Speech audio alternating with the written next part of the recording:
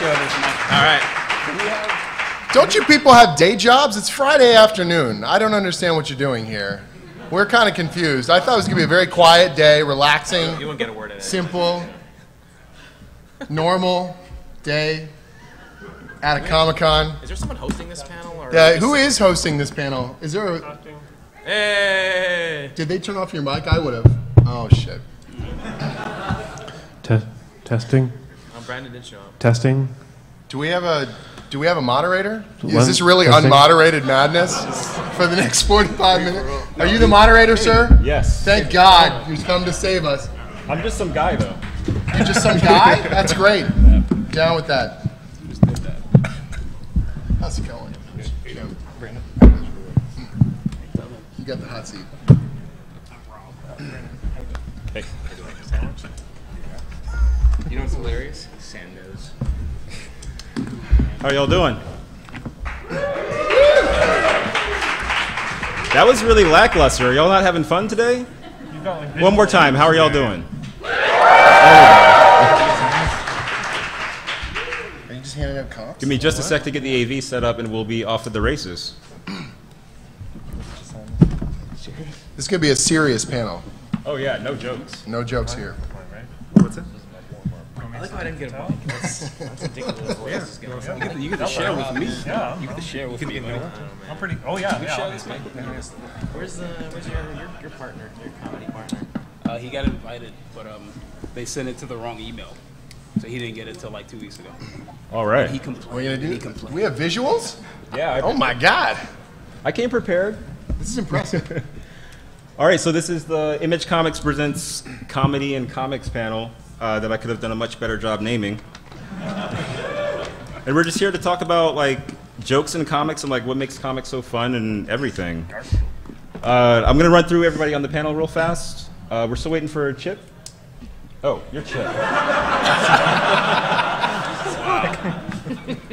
So wait, who's sitting here? Nobody? What? You? We got everybody. You? All right. That's for you. It has been such a long day already. First up, we've got Rob Guillory of Chew.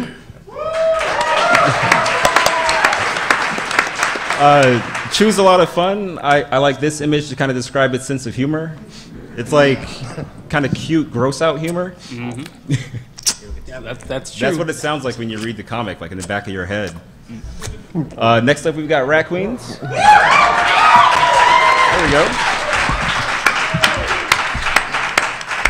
We don't have names. We are Rat Queen. Yeah. Yeah, Rat Queens. But there's Kurtis and Roc. Kurtis Rock. We are one. And a couple of good panel pages. There's horrific violence followed immediately by comedy, which is a thing that we're going to talk about later. Seems very consistent across the board here. Yeah, I'm a professional sometimes. Yeah. Next, we've got Sex Criminals, Matt Fraction and Chip Zdarsky. It was really tough to find pages for this one. And there's still kind of a but yeah, this one, it's like relatable comedy. You read it and you're like, oh, I know what that feels like, and you laugh because you empathize, which is kind of cool. We've all robbed banks, right? Right? Oh, also, are there any kids in the audience? I don't see any. So if y'all want to curse, like, have fun. Are there any kids? If there was, Weird question. I don't know. Matt, what are you doing? His mic was messed up. All right. You know, they say comedy is easy, but dying is hard. We'll see. Yeah, all right. Are you covered in paint? Got Jim Zub, Skull Kickers. I didn't get enough woos. They got all the clapping. One Very more time, formal. Jim Zub, Skull Kickers. Let's hear some woos. There we go. There you go. All right. It's a thing we do. The sound effects in that cover make me feel like this is a comic that's like super self-aware humor, where there's not really a fourth wall sometimes. It's true. It's funny because it knows it's funny. Does it? You tell me. Oh, we'll get God. there. Next, Multiple Warheads, Brandon Graham.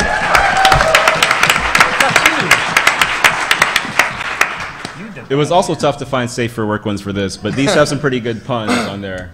I don't know if you guys can read it, but there are jokes. But there are jokes. Just take a moment, read it to yourselves, read it and enjoy it. All right, it's good. So that's all the visuals. I just wanted to show you guys what it looks like, and then we're going to get right into it. If you have questions, start thinking of them now, and we're just going to go back and forth and have some fun. All right? Okay. So...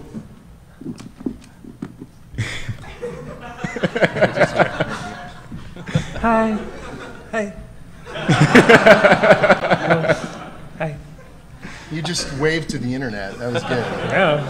I just want to start with... It's the World Wide Web, man. Come on. Yeah. Also, we've got some details whoa, for whoa, you whoa. guys. It's cut off a little bit for some reason. Oh, Mo. Upchurch. You can see last names.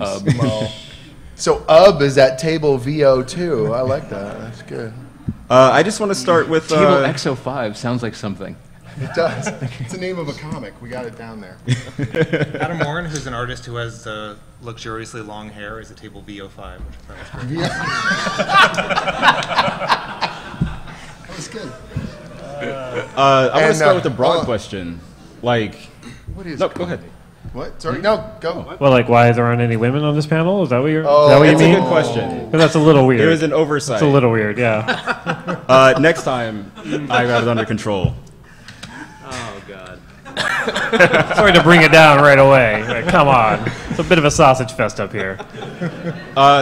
So humor is kind of tricky because it's so subjective. Like what makes me laugh might make you, want to punch me in the face. Jesus. It's true. What kind of stuff do you like? What are you into? I'm a big Sex Criminals fan. Okay, okay. Punch I you got in it the now. face. I got it now.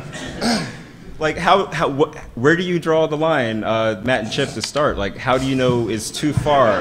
Oh, why'd you pick us? Yeah. Really? Yeah. Really? You started with them for where to draw the line? Yeah. That was good. That's good. I like that. Well, I've noticed like your Applebee's interactions are always very polite. Oh, yeah. You won't That's, ever go, you won't do blue with Applebee's. I'm Canadian. I'm going to be nice to my local Applebee's. All right, I think it just comes with age. I think we're just kind of old enough that we know where the line is. Like when I was like 20, 21, I didn't. A little harder to find. Yeah, I didn't understand what lines were. Did you ever do that thing There's a where few you do arrests. something in a comic and you're like, oh my god, this is never going to make it, and then nobody says anything, and so you're like, oh, I can just scan my There are no penis rules. right through that. Yeah, a lot. I don't know if there's a thing where somebody was putting a thing in a girl's ass, and A thing. it's a thing, and Fantastic Four has gotten the weird. word balloon. Wow. This was an Avengers. And the word balloon was just an airplane crashing into the World Trade Center. And I thought, yeah, Image just published that. But I did it when I was like 26 or something, and I was like, oh my god, this is just gonna get cut. And it's been reprinted like 4 times now. He did it when he was 26 in August of 2001. That was the weird part. Very odd. That's what Yeah. makes it not weird. That's what makes it Yeah. a jerk. I do have stuff where I write something, and at the moment I wrote it, I thought, okay, it's going to be kind of funny. But then by the time it goes through that process where you're doing the art and you're doing the revision or you're getting it ready to print, it's not going to be out there for 4 or 5 months. You honestly have no idea if it's funny anymore. Like, Yeah. the joke is dead to you. And then it comes out, and then people say, oh, that was the best thing. And you go, I'm glad you think so. I can't tell anymore. Like, I'm blind to it after Are you worried because it's like a joke about twerking or something? Yeah. And in like 6 months, people When are I like, have what, Miley really? Cyrus show up in my skull cage, I'm like, that's so timely. Like, it's right on the fucking Timeless. Timeless. Like Rob with Chew, you've drawn a lot of super gross stuff, but like it always comes across funny. Well, I mean, it's. I don't have any lines about like drawing gross stuff. I mean, we had poo in like issue 6. Yeah. You said So like, poo. well, yeah, Like poo. that's what it is. That's what it was. You have a 4-year-old, right? I have a 3-year-old. You have a 3-year-old. I It's know- poo to you. I get I that. know all about poo. But after you have poo in it, where else are you gonna go? I mean, Oh, I've got a couple ideas. I got a couple ideas. it's fair game. I mean, my lines are. I don't mind drawing gross stuff. I mean, that's not even a question. I mean, Yeah. Yeah, I So think how much are you charging commissions then at the show? with, I'm just with asking for myself. With art, the lines are less. I mean, unless I submit something back and it's like, whoa, or like they need pants. You can't keep making people without pants. But other than that, I mean, it's with us with artists, it's just, we just go for it. Yeah. And hope we don't get fired. Speaking of art versus photography, you shoot models for sex criminals, don't you, Chip? I don't like murder them. He doesn't shoot them bad.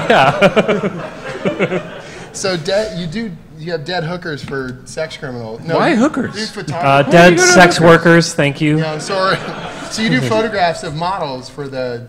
Yeah. Yeah. How's that go? Real good. The funny thing is, they didn't meet each other before they came over to my studio for the first issue, and like I want to do it like in order. So the first image is the couple fucking on a sink.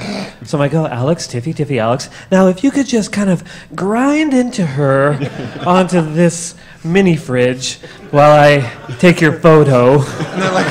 It's for a comic. It'll come out soon. It's really Yeah, trust me. Yeah, Wolverine, Superman. Fucking, I don't care. Shouldn't you have a camera? What? Sorry? At the time, you didn't have a camera. No, yeah. No. I'm taking my photographs up here. Tiffy, Alex, are you familiar with the concept of the spank bank? Well, Yeah, we actually show some like the making of, and in Yeah. the collection you can see kind of Chip's process. My process. But so let's talk about Sean, process. I want to see your process. So So bad. tell us about our process. Like, how hard is it for? I know comedians who say that it's really hard for them to write jokes. Like, how do you guys? No, but that's What kind of the comedians worst, are the those? most unfunny thing in the world is to set out to write jokes. Yeah. That's Describing a joke to an artist. This is why it will be funny. No, I just think in general, I just like, oh, here comes the joke. It's just sort of like that's death. Is it just a natural part of how you write? Like it just flows. I guess, yeah. I mean, it's sort of. I think it was born out of a character and the situation and the theme and sort of what happens when and where. I don't. Sex Criminals was the first time I set out to kind of consciously write something funny, and you know, and then like on page 3, I'm like, oh right, I just drew a 10-year-old girl's dad getting shot, and as a guy jumps out of a window. And you actually wrote a panel that says, "Here come the jokes." Yeah, the too. character says the jokes are Kind of coming. funny, Like, yeah. I was like, oh right, well, I don't know. It all kind of comes out of the story in the moment for me, I guess. Jim, what about you? That's good. Like, I feel like Skull Kickers has a lot going on. Like, the sound effects stand out to me so much. Yeah, in the that sound effects are a comic. thing that I think a lot of people they focus on. Don't get me wrong, I'm really happy with some of the stuff we do with that, but a lot of it is kind of born out of. I'm trying to think of the right way to say it. You've got a joke or a setup sort of happens, but then it's also about over multiple issues where you start to see patterns in things. Mm-hmm. So it was funny one time, but when we bring it back around in an unexpected way at an unexpected time, those callbacks I think can be really valuable and amusing. And so you create almost like your own language for the book. Like as you read it, the further you go, you can just, hopefully the moment before the joke happens, you can see the setup and go, oh, and that means that right there, and then it happens again. And so I think every series has its own kind of humor lexicon that you kind of build into it bit by bit. Mouse didn't. Yeah. Mouse. No jokes. No jokes? Not a scene anybody use any jokes in it. It was the whole least book. You funny- can read funny it. You can animal read it. comic. No jokes. Not even one? Nope. Didn't No. use a joke once. No. Mice are funny. That's funny I stuff. was gonna say, yeah, it's still really It's good. funny. Curtis and Roc, you guys are really good at like horrific violence. And that's pretty much why I chose this page on the left, because like I have an eye thing. Like things getting stabbed in the eyes grosses me out. But I know when I see something like that in Rat Queens that there's going to be a punchline coming that makes it sort of better almost. Like how conscious of you guys are how conscious are you of balancing just like the raw humor and the raw violence? Oh, you go first. Is it a I'm struggle? distracted by all You're the just a beard writer. hair on the table here. I don't know if it's mine or. As a writer, don't tell just us an what's going accumulation on, of beard. Curtis. Well, I mean, as far as violence, I mean, I pretty much just draw my childhood on every page. So it's pretty easy for me. I mean, I'm used to it. That's awesome. Wow. I think we've all learned something important today. That's good. Yeah, I don't know. It's like that page in particular. I guess it's more. I find the comedy in the characters. The fact that Betty's doing something horrible, but she just kind of sees it as fun. That's where I find a lot of the comedy comes from, the personalities that they have. So in that situation, right, Juxtaposition. she's stabbed people in the eye or something in the eyes, and then she's like, "Hey, cool, we got a little gift for you," and that's how she sees the world, and that's how I inform the comedy generally. And then he just draws it super gory, which is awesome. Brandon, you're best known for puns. Yeah, I've been trying to cut back. Yeah. I want to have friends and shit, you know.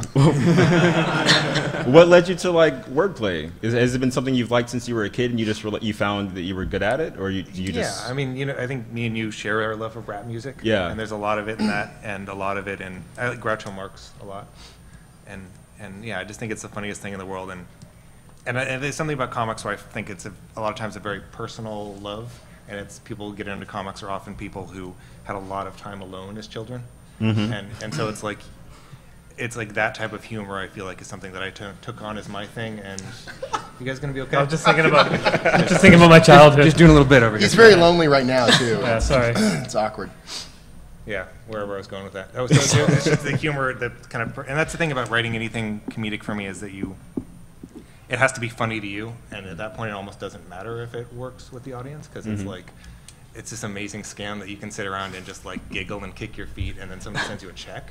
It's like, You get checks? That should totally be the image comics. Kick your feet and laugh and get a paycheck. yeah, it's disgusting.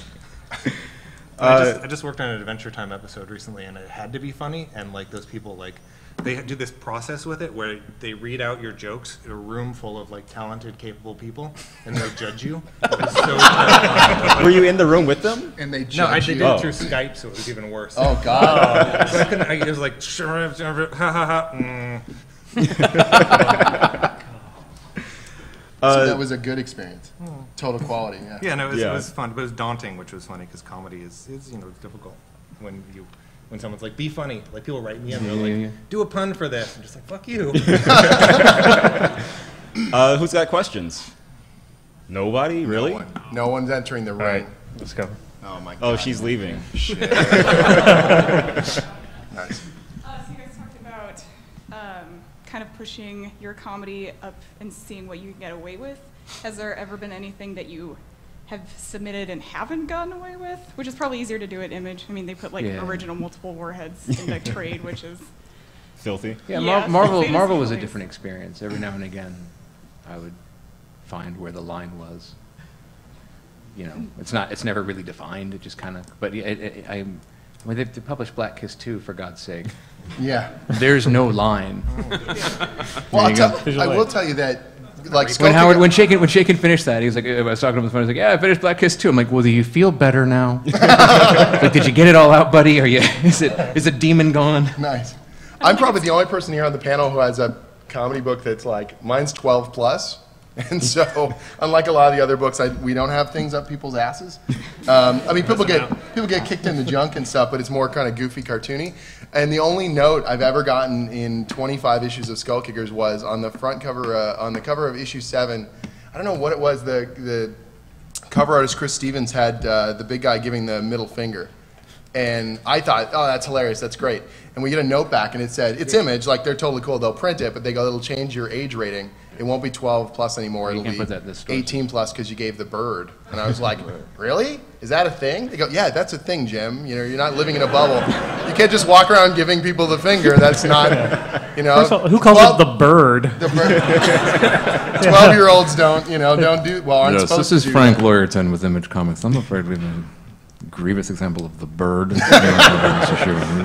that's the only The top art Image that brass have really had a talk about this. Yeah, in Germany you can't publish swastikas anymore. Well, Yeah, no, I we had did to a cut all the whole swastikas on the same out. playing Kickers. I did a whole Punisher, and somebody brought me the German edition. Some poor intern somewhere in Germany had to go through and replace all the swastikas with like boxes. Wow. So these red flags with circles and then like boxes in the middle. They put a box over. Yeah, the boxtica. But yeah, so some poor kid had to go through and fix hand by hand all of these swastikas. I can't get over It's the exploding instead. I can't get over the finger thing. Like, was the end of the finger a dick? Is that why? No, just the finger. No, you can't. That's a thing down It's a here. thing. I don't understand how they do it up north, but down here we have standards, and that's one of them. So on the next cover, Sex Criminals, just like 14 middle fingers. No, it's disgusting. And it's also not funny. So I just It's just a hand giving 4 fingers. yeah. So it's 4 times as obscene, right? Is that how that works? I don't know. I don't fuck understand. all 4 of you. What's your question? All right. Well, it was actually actually back on the topic of, well, it's back to reference where you guys have to, like, for example, limit yourselves to know where the line is. Is there ever a time when you feel like, oh, this is not ridiculous enough? Like, or, like, how hard did you have to push to come up with the example of brimping, for example? Oh, that was really hard. That was a lot of work. The boys in the lab were cranking on that one. A lot of focus. A lot of focus groups. That shit's like the iPhone of jokes. Yeah. They're being made in China. All the jokes are being made in China. Yeah, and people are killing themselves having to write them. Yeah. It's not funny. That's really happening. Jesus Christ, the fuck is wrong with your humanity? But we pass the value on to you, the consumer, so it's all right. Hang on, I gotta take a call. No, there's actually a couple of scenes. That was a replacement scene, wasn't it? Yeah. There was a scene that was much sadder, and I wrote in the script, like, "Dear Chip, I think I forgot the jokes." And you were like, "Yeah, this is super heavy and kind of plays off against a couple of other scenes, so you should figure something funny." And a big part, I think, of Sex Criminals anyway is just leaning into you, being you. And knowing, like, well, Chip has to draw a porno store, so the joke, I'm not going to outright what he's going to come up with. That scene was awesome, by the way. I spent a full day on the first panel of the porn store, and I counted it afterwards, and it was 47 jokes in the one panel. All puns, Brandon. Like, I would give up my career basically to be Harvey Kurtzman in 1955. Like, I want to edit Mad Magazine more than anything, and so, like, Will Elder was sort of my big go-to reference when we started to work on this. Is like just jam the funny stuff. Everything happens in the back. A lot of jamming. We did. It was 50 each. We did 50 moves each. Yeah. And then I edited the list down into the funniest ones. So the whole list is in the collection. Yeah. What's your favorite move? The Zdarsky. Not yours personally. It's a little personal. It's a different panel, buddy. Yeah. I think brimping because it's been so inexplicably embraced. Yeah. The hardest one was Candle in the Wind because for Princess Di. Because the automatic one would be, well, it's just a blowjob, right? Candle in the Wind, that just makes sense. But I'm like, we gotta do something different. So it was like, it's like the guy standing inside the house and a woman outside slamming the window on his dick. I'm like, all right, yeah, that works. For Lady Di. Yeah, for Lady Di.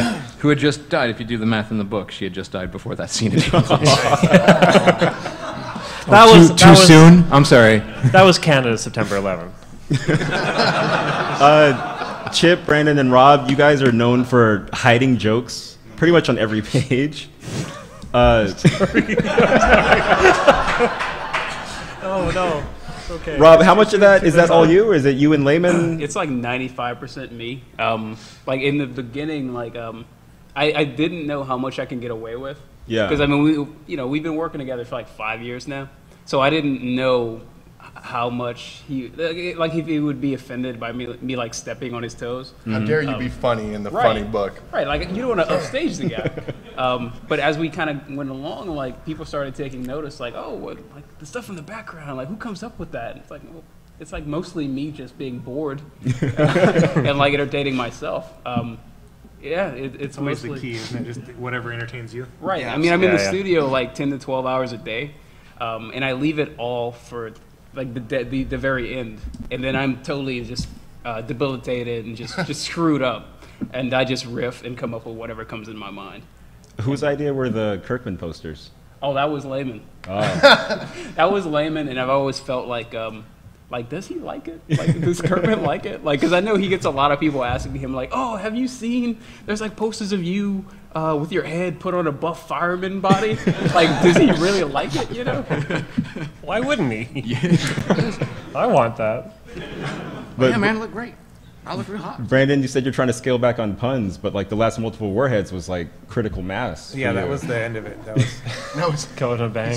It was all the puns were destroyed. Yeah, no, but the thing about that was when puns become a job, it was really obnoxious to me. But as soon as I was like, fuck it, I'm not doing puns anymore, then I started doing constant puns, and it wasn't. It's more just like I don't feel like. That's the big thing I'm trying to learn about writing recently is just to not force things as much. Because in the past I was like, constantly layering as many things as I could possibly do, and then the issue would come out, and I'd actually go through and try to tally. Like, is there enough interesting things going on in this? Well, there's the thing too that happens, like when you start to recognize the sound of your own voice, Yeah. and it starts to ring really hollow. Like, you know, you see you're using tricks and shortcuts and gimmicks Yeah, and kind of. and there's all those people whose work kind of becomes a parody of when their work was good. Yeah. You don't want to be one of those guys. Audience questions? I wanted to say, in terms of hiding stuff in books, we've gone so far as to hide something new in the second printing of the fourth printing cover. Really? So inside the book, there's one more hidden thing Oh, nice. in an advertisement. Wow. Yeah, and nobody has seen it. Nobody at Image. I had a thing I wanted to do that I did something for Dark Horse Presents, and they didn't tell me there was no swearing in it, so I put fuck in it and they blackbarred it, and so I owe them another story. So I figured out a comic where I can do the layouts where every page just spells out the panel spell fuck you with an exclamation point at the end. So I might do that still and see if You're a bad boy. Wow. Bad boys of comics. Yeah, that's what they for should it. call this. Am I allowed to ask about non-image work? Yeah, whatever. Which we this shall might call be just a nimage question. work. Nimage work, yes. Okay. Yeah, this might be a question just for Jim Zub, but I don't know shit. if anybody else. Yeah, I'm mocking you, and I'm like, now I'm on the. Yes? Well, I just wanted to kind of ask you about your experience with Namco High, where you were coordinating a bunch of different writers who all had to provide like a consistent. I didn't work on Namco High. What? Swear to God. So it was really awkward. Yeah, I have no idea what you're talking about. No, I did work for No, Shifty. it's awkward for me now. No, so. no problem. I did work for Shifty Look, but I wasn't involved with Namco High. So it was wonderful. Every moment of it was a joy. And those people Okay, are like my I'll brothers just salvage and this sisters. then by No just problem. kind of asking if any of you do have like experience where you would have to be in charge of other people writing jokes. I don't know. I used to work in advertising, and every now and again, a client would come to us and say, like, "We want funny," and great. And I still resent this. We pitched an ad to Pop-Tarts, where we're going to see like a Pop-Tart factory. I'm still laughing at it. And you're going to follow a Pop-Tart as it's sort of made to this, kind of very Dr. Seussian kind of structure. But at the end, a big bug was sort of sitting over the conveyor belt, like shitting frost. Just every and then it was like, and like, I was like, if you're like a kid, this can be hilarious. You're gonna love it. Yeah. They were so angry. They were so angry. It was like in Beetle Bailey. I held the phone away from my ear, and like the lightning bolt and the squirrel and the dollar sign Like shot you're out. sitting there beforehand, just like taking a bite of a Pop-Tart and being like, what does this taste like? Rainbow bug drop. Yeah, so it was always. I always loved when advertising agencies asked us to be funny, because my instinct was always to not be funny. Chip, you've done lots of like editorial cartoons and all sorts of things like that. No, I haven't. You work for the National No. Post, yeah. or know a person who may have done some things for the Post. Yeah. And how do you find working on a national newspaper in Canada? They're not very funny people up there. We're from there. What are you doing? How dare you, sir? We're neighbors. What? Actually, that's what's kind of informed my sensibility in terms of kind of figuring out the line, because I've spent 10 years working for what's essentially a family-friendly newspaper. Newspapers have to be family-friendly, which is the weirdest thing in the world, because you're not sitting around like, oh, here's the news section for you, Junior. Like, kids just aren't reading them. Like, our number one reader is like a 70-year-old white guy. Bet you if you put porn in there, they would read it more. Yeah, this is this true? a great example. When the Damascus was gassed, I like was the doing story. some arts and crafts thing with my kids and had the newspaper spread out, and there's a photograph in the New York Times of like literally a row of like 30 dead children. Yeah. And my son sees like, Dad, what is that picture? And I'm like, it was the world's biggest slumber party. Let's move on.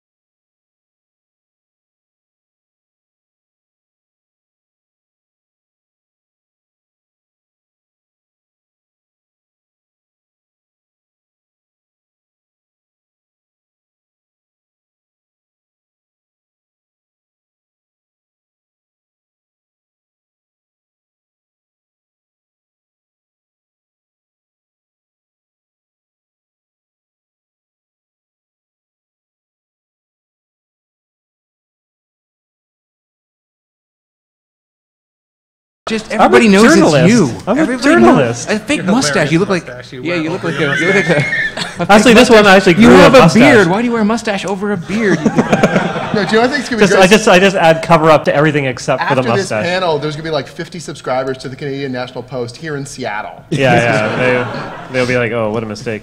So I did one story where I went to actually Wicked, the Swingers Club. We had our launch. Oh there. yeah. Hilarious. Yeah, it was like a film festival night, and they were launching a movie. Just What was the movie? it's called Young People Fucking. It's a Canadian movie. It's all very classy. But so I was there, and I was drinking, as I am known to do, and it's all journalists, and I was like, nobody's getting in the hot tub. That's crazy. And so I stripped down, I handed my editor my pants, and I got into the hot tub, and I grew a mustache for the occasion. It was really creepy. I have to bail, sweetie. You're on your own. I'm sorry. I gotta go. Get a Yeah, round you of hate applause the for Matt as story. he Get leaves. out of here.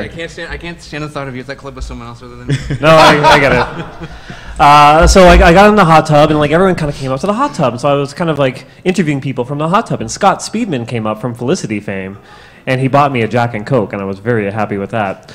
But the next day, so I did the comic for the paper about that night, and the editor-in-chief called me into the office, like J. Jonah Jameson style. And it's the best thing that's ever happened to me at that paper. I walked in, and I sat down, he went, Murray, you've gone too far this time. I'm like, oh, this is great. Do I turn in my badge and my gun? This is awesome. And he's like, the comic went too far. I'm like, what? He's like, I got complaints from teachers because we put the newspaper in schools. And there were two things I had trouble with. One, the word grinding, which, come on, every kid likes grinding. And the fact that, because I showed the owner of the club grinding his lady partner on the hood of a car/DJ station. And he said the problem was with the wiggle lines from his ass showing the grinding. I'm like, we've done multiple stories on his club where reporters have described oral sex acts and things. Why am I in trouble for this? He's like, because it's a cartoon and it's for children. I'm like, oh, God, that's never going to go away, no matter how many grinding porno comics I do for a national newspaper. Sex Anyways. criminals for the children. Yeah. Anyways, I gave him my gun and my badge. He's like, where did you get these? Oh, my God. Yeah, all you guys, like Jim, you were saying earlier that you're the only one doing a 12+ funny. Yeah, I'm comic. the fucking wuss here out of all these people. It's true. What? Are you trying to keep teens, or what's What? In his basement. I keep them. Yeah. They're mine. You can't have them. Teens. Jesus. Yes. No, what happens is that I like the Skull Kickers is ostensibly a book like that I would have loved when I was like 10, 11, 12 years old playing Dungeons and Dragons, running around the house pretending I was kicking skeletons in the face and being an idiot. And so I really want to keep that level of comedy intact. Like that's the age range. That's that's our core mental demographic. And therefore, it's beloved by all 40-year-old men. And so it's a really, that's really what we go for, is we want a cartoonish, slapstickish kind of quality. So we don't have swear words. We've got the little, swirly symbols and all that kind of stuff. And the violence is kind of gory, but in this like goofy, like blood squibs coming in from off panel and people throwing up or getting hit in the crotch. Like it's childishly funny on purpose. I compare it to Big Trouble in Little China or Army of Darkness. It's that deep intellectual, soul-stirring kind of thing. And that's really what I want to go for. And so I don't want to push that book out of that market. Probably the weirdest thing was the first year of Skull Kickers, we were on the American Library Association's Best Graphic Novels for Teens list. I got a book called Skull Kickers, and people getting their heads blown off and stuff, and we were on the best graphic novel list for kids. That's kind of awesome. It's a so good I feeling. think that's one of the best moments was we launched the book, and the second day at New York Comic Con 2010, this like 10-year-old ran over the table. He ran to the table and he slammed into it like this, and he goes, "Skull Kickers is the greatest comic ever made!" And I was like, my life's complete. I can just go home now. Because this sugar junkie that's all I want, man. Like I want that book that a kid picks up and it feels like forbidden fruit, even though it's not really that far. When I was a kid, like Heavy Metal Magazine was my thing, and so it's like someone was like, a friend of mine was like, "You should do comics for kids," and I was like, "I don't want to put that much sex and swearing." Like heavy metal for the children. Yeah, Yeah. because it is that forbidden fruit. It is the Yeah, most yeah. exciting thing ever. I was gonna say I don't read any comics that are for less than 18 plus, obviously, but I read Skull Kickers, and I justify it in my mind, but I always picture the blood as being just red tinted sperm. That's how I make it 18 plus in my head, just so you know. Try it; it's a lot of fun. Like, oh my God, he hit him, and just all this sperm came out. It's horrible. It's all red. Edmund told me that he searched on DeviantArt and he accidentally clicked off the safe search thing, and he was like, Accidentally. Skull Kickers is very different when you search on DeviantArt with that check mark off, and I was like, My neighbor 12 works plus. on, my next door neighbor works on My Little Pony, and he refuses to read the thousands and thousands of My Little Pony porn comics, so I have to read them for him. Like it's your job? Yeah. Yeah. Well, I better go to work. No, there's some really people that put like huge amount. I think that people put more work into the porn than the actual show. Oh, and cloppers are the people that sexualize the ponies. Oh no. Cloppers? Kurtis and Roc, I've got a question for you guys for Rat Queens. It's funny, it's violent, and the humor always feels very real to me. Like it's something that I could see friends of mine actually saying. Are you going for like a realistic type of approach? Like, how do you see the humor in the book? I'm going to be honest, I've been terrified of this panel since I knew I was on it. It takes me a month to write a joke, so... Like one joke. Wow. It's a 12-year process for Yeah. Yeah, I don't know, like I said before, it's kind of just, I'll throw in something that I feel is like unexpected, the scene will build a certain way, and then I'll throw in something that just has nothing to do with the scene that's happening. One of the ones that people seem to like is the Gary joke, and basically it's this guy that's off panel that just says things and just harasses people, and that literally just came out because I thought the scene was really starting to slow down. I'm like, I'll just have some asshole say something off screen, and that seemed to work all right. So, I don't know, it just kind of, when I find the comedy has been absent for a little while, I'll just throw in something that really is out of context of what's happening. But I mean, even with the comedy, it's natural because it's how we would talk. Yeah. I mean, it's basically like, how many assholes can we fit in this one panel and have them, be assholes towards each other? I think the juxtaposition of the fantasy stuff also with that modern kind of talking also makes it work as well, where you think of fantasy language as being very highfalutin, and I think we both sort of play on that sort of stuff. The difference is yours is a lot more swearing. But really, it feels like this very weird thing where they're doing this high fantasy magic and then they're saying, really lowbrow shit. I think that's fun stuff too. Yeah, and I think that's where a lot of people connect it too, because a lot of people have said it feels like it's their group of gamers who play D&D, that's actually what they say when they play, and that's really cool. A guy said that he actually has said fucktarts before, and I was like, hey, I thought that was mine. Somebody else apparently said it first with his gaming group, but yeah, so like that, things that people would say to each other, that's kind of how we see the comedy in it. Right, exactly. What's your question? I'm back. So I was wondering if you guys had any strong comedic influences, either from like classic comedians, other comics, other media. You guys kind of mentioned like rap earlier is something a lot of puns come from. Army of Darkness. Is there any other things you guys pull influence from? Mostly rap and Army of Darkness. So that worked out really well. I'm a big stand-up guy. Like I love I'm a big Pryor guy. Cosby. Yeah, Cosby. I was going to say Cosby because Cosby, I would love the way he would tell an anecdote. Like it would be this long rambling story, and it builds and it builds and it builds, and then a big payoff. I love that stuff. Yeah, and plus a lot of the humor in Chew for me, at least visually, comes from like I grew up with like the Looney Tunes and like all that kind of stuff.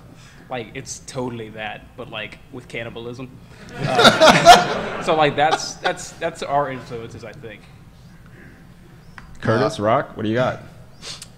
Well, I mean, I like the language, so I mean, I always lean more towards comedians who just every other word was a curse. That's why I like the line "Shut the fuck up, Gary," because I mean, I tell people shut the fuck up every day. And your kids are getting real sick of it, I think. They complain, but I just say shut the fuck up. That was good. Yeah, so people like Bernie Mac, and Sam Jackson isn't even a comedian, but he's one of like the best cursors I've ever seen in my life. Just have it on a loop. Oh, this is so great. God. I think a lot of the timing is I'm influenced a lot by Joss Whedon's stuff, where he's able to take fairly dramatic scenes and then somehow just like completely surprise you and cut it off right into a joke. I mean, one of the scenes that always gets me is in Firefly when he tells the doctor that Kaylee's dead, and it's just like serious shit, and you're like, oh my god, and then you find out it's this joke that he's been. And that I love that. I love how he's able to turn a dramatic situation and make you laugh when you're unexpected. I think Cabin in the Woods did that really good too. That style of humor, I love that kind of shit. I also I teach at an art college in Toronto, and so one of the courses I teach is animation history, which sounds very. We watch cartoons and analyze them, which is very odd. But when you watch stuff like the Looney Tunes stuff or the Warner Bros., and you even see the earliest, say Chuck Jones or Friz Freleng cartoons, where they don't know how to break a joke yet, and you'll see some of the ingredients of what will become very classic kind of Bugs Bunny or Daffy Duck, funny stuff, but they time it wrong, or they pace it wrong, or it doesn't quite come out right, and you're like, why did you? What the fuck? Like, it's this very weird thing. And then you see within a couple years how they suddenly get it, how suddenly the jokes all start to snap together and the interplay starts to work. And I think that's really actually fascinating. Have you guys ever seen Edgar Wright's show Spaced? Yeah. Awesome show, right? The first couple episodes kind of suck. Like, they're really weird. They're not quite funny, but there's funny dialogue and there are people saying funny things, but it's like not cut quite right, or the music doesn't quite come in at the right moment, and you're like, I want to be laughing because you're the guys that made, Shaun of the Dead. And then by like episode 3 or 4, they get it. Like all of a sudden everything starts to work, and then right through to the end, it's awesome. So in some ways, I actually loved watching them get it, like get their comedic, sort of legs. Well, that's actually what we did with Chew. I mean, if you read Chew, the first 2 issues aren't that funny. Like it's actually like the first 3 issues were written before I met John. So like the first 3 issues are they're just not that funny, I don't think. But issue 4 was the first issue he wrote for me after he kind of saw what I could pull off. And then if you read 3 and then issue 4, there's a jump where things get really, really weird. And that's it. Like it literally it goes from like being like issue 3 is like a love story with him meeting his girlfriend and that kind of thing. And issue 4 is like this crazy like journey to like this Arctic observatory with like all the NASA guys are like having drunken orgies, and like it's just insane. And from there it just grew and grew and grew until we had like a luchador chicken with like cybernetic enhancements and all this crazy shit. And like he's ripping hearts out, and like it's gotten to a point now where like issue 41, which isn't out yet, it's completely random. And we never address it, but there's an FDA symposium in Vegas, and there's you meet Mike Appleby's boss. It's Tony's boss's boss who hates Appleby but loves Tony. But his bodyguard is a gigantic gingerbread man. But we never explain it. Like he's just standing in the background. He's like in a suit. He's got like the earpiece and the shades, but he's a gingerbread man.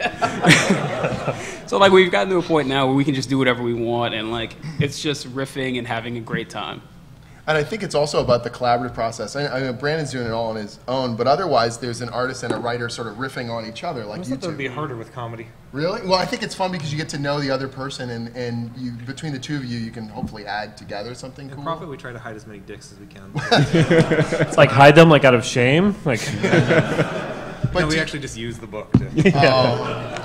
But obviously, like, so I know that when you said you got the first script from Matt, it was way more serious than you were anticipating. You thought you were just going to. Oh, it was. He's gone right. It was horrible.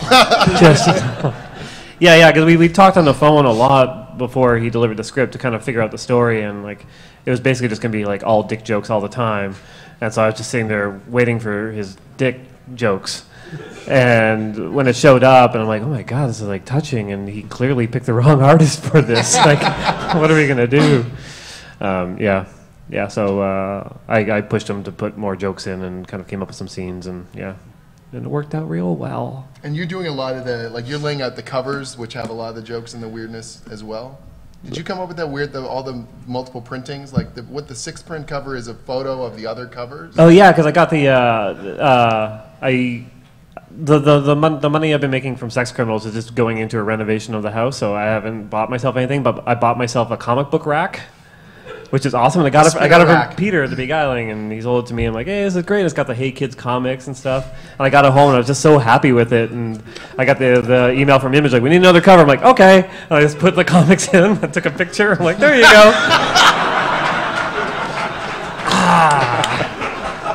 And like the photo cover too is kind of the same thing. They're like, we need a cover. I'm like, oh geez, and I just kind of sent Matt a drawing. I'm like, pose like this tonight. Send me a photo in the morning. So you weren't there in the room or anything? No. So I sent him the sketch before I went to bed, and then I woke up in the morning. Open it up. There's photos of Matt just sitting there like this. And I woke my girlfriend up like it's Christmas morning. I'm like, wake up! You have to take a picture of me holding a comic. She's like, what? And I'm gonna wear a sweater.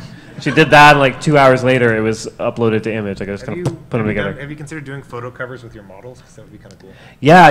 Well, I mean, the thing what I really want to do, I want to get Alex Ross to do a painted cover of like myself and Matt in the same pose, and then all of a sudden Alex Ross is behind us. Oh my God. But the best part is, like, I'll commission it. We'll spend like $1 million, and then what I'll do is I'll get the cover and I'll just put type over it that just says Alex Ross variant, so you can't even see it. Last question. What do you got for us? So this is a question for Kurtis and Roc. I think a lot of the humor that I react really well to in Rat Queens is the balance between the modern language, the modern tropes, and the fantasy setting. And that's, I think, like it's part of the script, and it's a very visual thing. How do you guys balance that? Well, I don't know. We just there's actually a lot of some of the writing. When I first started, I knew I was going to be working with Roc, but I hadn't actually seen a lot of I've seen his stuff in Vessel, which is a little bit more serious. So I wasn't sure like how the comedic timing would pay off. And there was actually quite a few instances in the first issue where like there was additional dialogue that they would say something, and I realized after getting the pages back that just the expression alone was like enough. Like there was originally where Betty drops that line about stuffing things into her body. The original line was basically like Violet had said something there, but her face was just like, her face just said, holy fuck, I can't believe she just said that. And I think that was something with the line. And so I think there's often times where now I'll be like, okay, send me all the pages and I'm going to do a quick revision on the script, because a lot of comedy just comes out in the way he can nail expressions. It's a lot of back and forth. It's a constant back and forth, actually. So we play off each other, and I hope it's funny, hope it works, I hope it doesn't suck, pretty much. Yeah, we find things like that inspire like characters. Like for instance, we found this guy on the internet who's like this wise old wizard who reviews comics. I don't know like his name. He just posts. I wouldn't say wise. Oh, wow, it's amazing, and he just reviews comics. It's like in his basement somewhere, and he just sets up his camera. And he mumbles, and he can't really. And I'm like, I sent it to him. It's basically a homeless guy who found a camera phone.